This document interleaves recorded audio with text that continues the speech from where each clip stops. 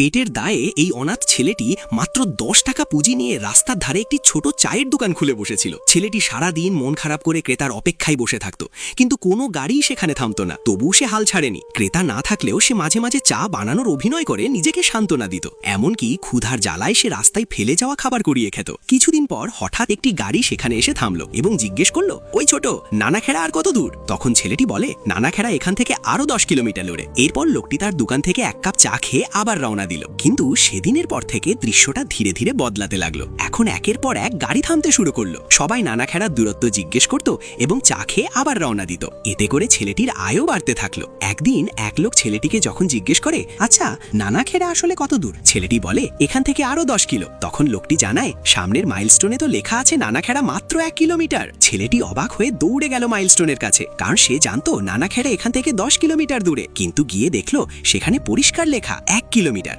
আসলে একদিন রাতে দুজন মাতাল সেখানে এসে মাইলস্টোন থেকে একটি শূন্য মুছে দিয়েছিল, যার ফলে মানুষ বিভ্রান্ত হয়ে ছেলেটির দোকানের সামনে এসে দাঁড়াতো।